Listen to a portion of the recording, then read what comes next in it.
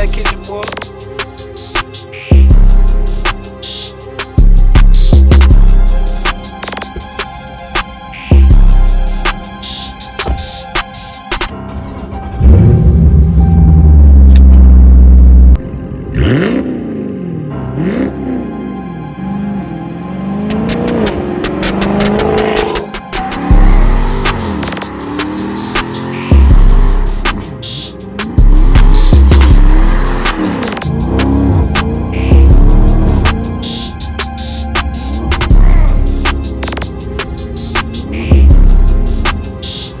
Y'all see it? I reached 100K miles. Woo-hoo-hoo, this thing's still running strong. Woo-hoo-hoo. Oh yeah, I'm still whooping brand new scats. Last calls, I'm still spanking them, and they brand new.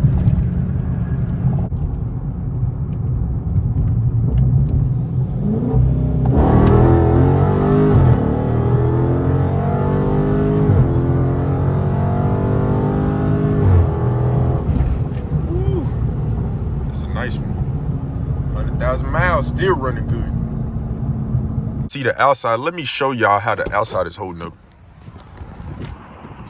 Nice little parking lot. See, I need a little wash, but let me just show y'all. Y'all see the rotors, brakes. See it? Everything is holding up good. The wrap holding up good. The car in general, you know, just normal wear and tear. Rocks do hit the front a lot, so that's something to keep in mind. You could get a PPF or any other paint protectant to make sure you can protect the longevity of your vehicle. So, ooh, look at the outside now. How's it looking, y'all? 100K? I'm gonna get me a plate made, 100K. How it look? Yeah, also, let me know what y'all think. I'm gonna do my calipers yellow. Yep, yellow, and then they gonna say Brembo in purple on the yellow caliper. So that's gonna be another nice touch. My tint still looks phenomenal, and as y'all see, I got the black hood with the black roof. And I thought about putting my Daytona back on there to let people know this is a Daytona. I wasn't sure how that's gonna turn out though. Can y'all let me know what y'all think? Because now that I have the black hood, I don't know if the Daytona will throw it off. So that's why I've been hesitant to do it. But everyone's telling me to put the Daytona back on there. So I just might do it. I just might throw it back on there just to let people know. Because right now it looks like a Scat Pack, not gonna lie. If you didn't know I had a Daytona 392, this could pass for a Scat for sure. It does need a cleaning though. As you see, my wheels is quite dirty right now.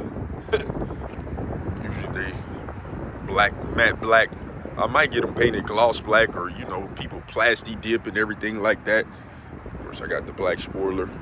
I thought about doing that color match, having it purple, how the SRT 392s and the Hellcats were, with the color match spoiler.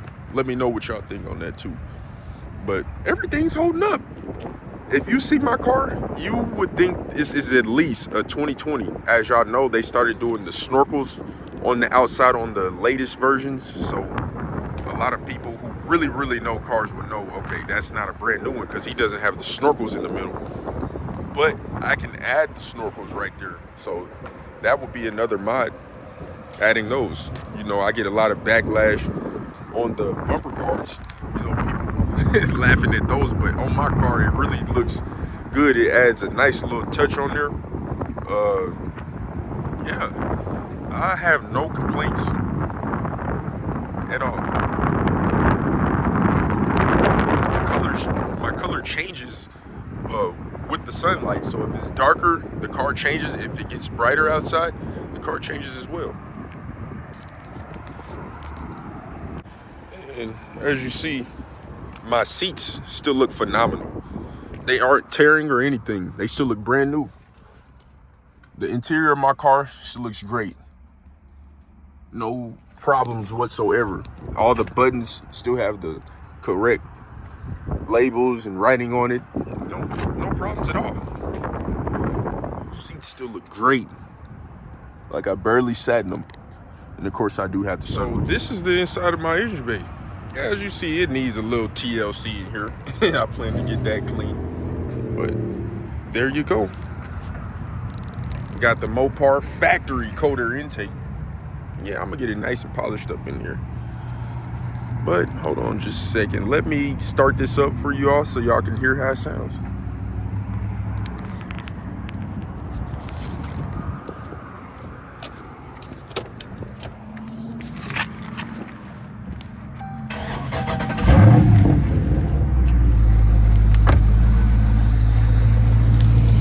See, it sounds perfectly fine. It sounds perfectly fine, no issues. Powered by SRT.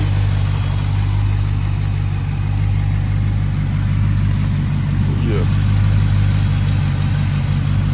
It's not the prettiest in here, but once I clean it up, it'll be just fine. It'll look perfect in here. Everything is completely stock.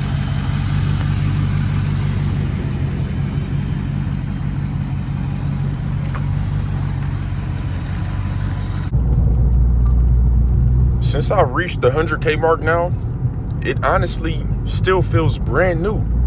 Like way before I got my car and I ran up the miles on it, I told myself I would never want any 392 or Hellcat with over 100,000 miles.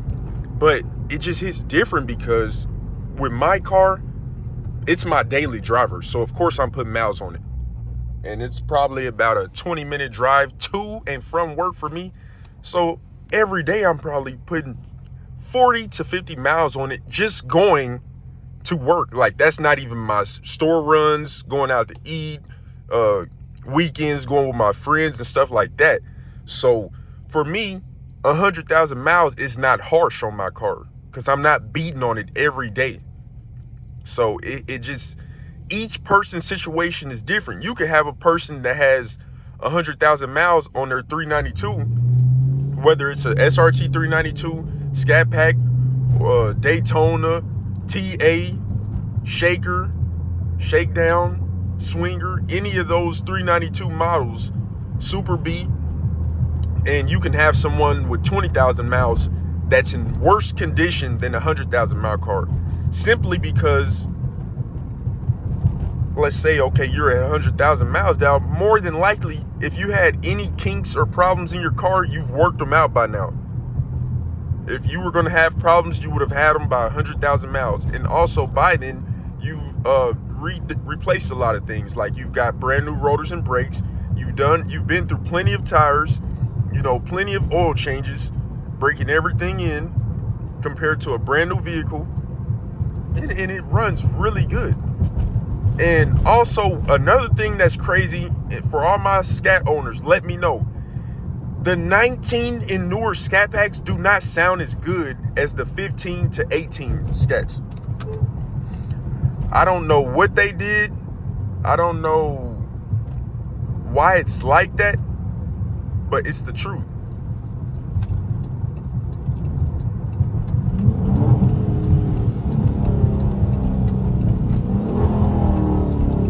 I don't know why. I don't know if they changed the piping underneath or what, but the sound of the 15 to 18 Scat at idle, especially when you have a mid delete, when it's idling, it sounds very close to a Hellcat when it's idling. And from a distance, if you hear it, the exhaust and you're behind the car. But the newer ones, you can tell there's a big difference. It doesn't sound as good at all. Now, the wide bodies look better than the older 15 to 18 model. But if we're talking about specifically just the sound, the 15 to 18s honestly sound better. And you can get them for a much better price point than the brand new ones. And it's really the same car. Like I'm seeing 2016 to 2018 Scat Packs with only 15 to 30,000 miles going for low 30s, compared to if you buying a new Scat, you're spending almost 60. In some cases, in certain editions and packages, you're spending more than 60K for a 392, which is crazy Because if you want to, you could get a used Hellcat. A used slim body Hellcat Charger or Challenger right now. Low miles. 7,000 to 20,000 miles. You can get those easy for 52 to 55,000. But for a brand new 2023 last call Scat Pack, you will spend close to 60. It's crazy how it goes. It just, what do you want? Because some people would rather take a brand new Scat Pack over a used Hellcat. And I don't blame them, because I've also had problems with buying a used car before. And you just have to be very careful with that. And like I was saying, each situation is different.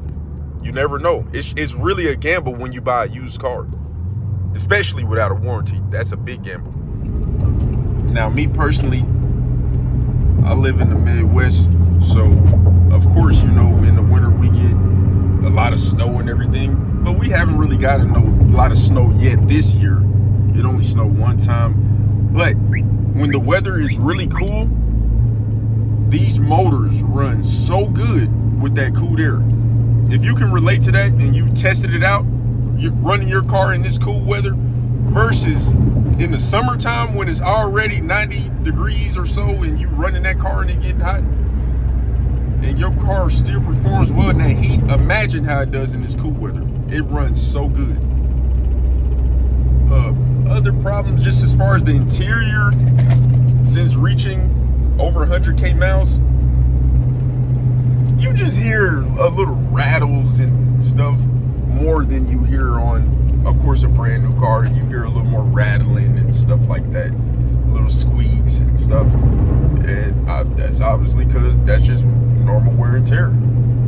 Normal wear and tear. But this car runs very well. I'm pleased, satisfied with this 392.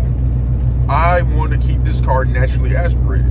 I don't want to do any mods. If I ever did, it would be putting long tube headers and E85. That's it. I don't want to put a supercharger, pro charger, nothing. I want to keep that motor completely stock. I love this car.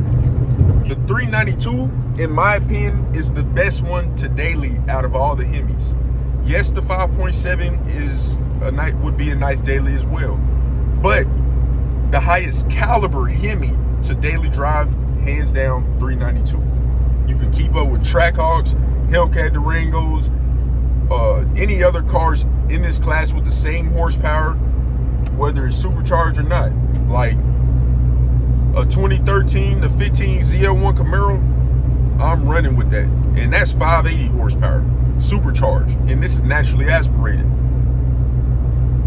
Now, if you would have went back to the 2014 SRT8s with the 5-speed automatic, 470 horsepower, they wouldn't be able to hang.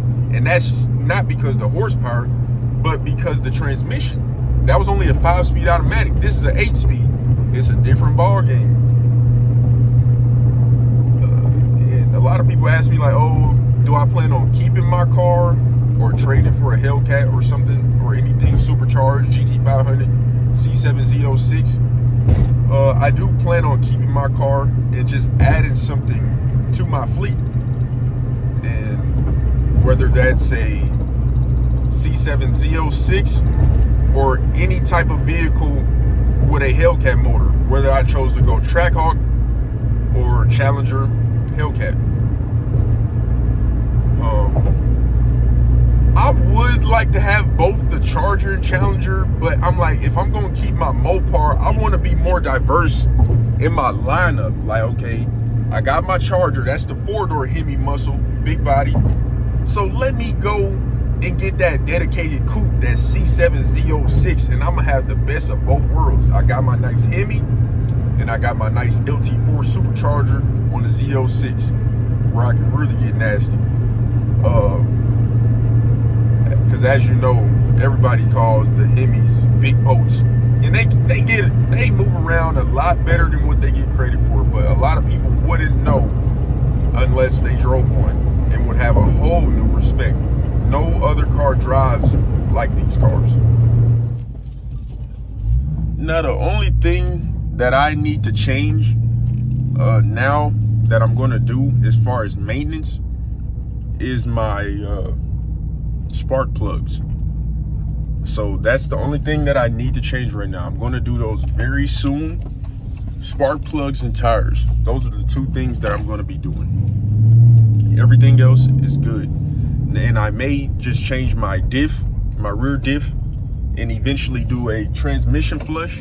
And this thing will pretty much be in very good condition. That's all. That is absolutely all. If you take care of these vehicles, you'll be just fine. These cars with these V8s last. As long as you take care of them, they will last. So you don't have to worry about can a Scat Pack handle that many miles, especially if you are long term and plan on keeping it for a while. It'll hold up as long as you take care of it. Be just fine. It's a great investment, especially if it's in your budget. If you want a Hellcat and you can afford it, but let's say the Hellcat is basically gonna be like you're spending all your money just on the vehicle, I would not be against. Don't be looking down on the 392. The 392, stands tall and holds true to its name. Like, the 392 puts in work. If you pull up on me in a Hellcat playing around and you don't know how to drive your car, I will give you a run for your money. Now, of course, top end, if you make it top end, the Hellcat will come back even with the worst driver behind the wheel if they have a long enough stretch. But if you pull up on me playing, you will get embarrassed.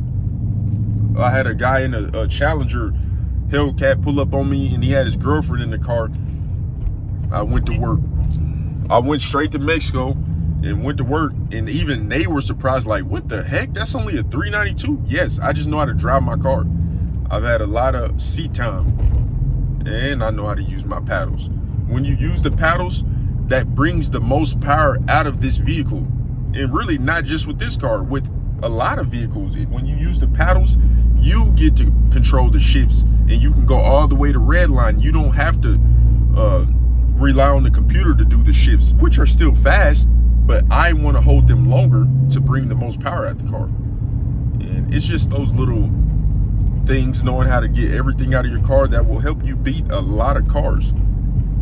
A lot of people say, oh, the wheel spin, it won't catch traction. I'm not really gonna be doing any type of pulling up on anybody and worrying about traction, because I really go to Mexico on the highway and go crazy. Now on the street, it's give or take. I still know how to handle it to make my car go crazy. And really, the 392 has catch-up speed. So even if somebody kind of get the jump, I'm reeling you in easy. It's gonna put in work. If you like this vehicle, like, comment, subscribe. I have much more content coming. Shout out to all the people who've been following me the whole way when I had my first Challenger Shaker 392. Shout out to all y'all for staying true.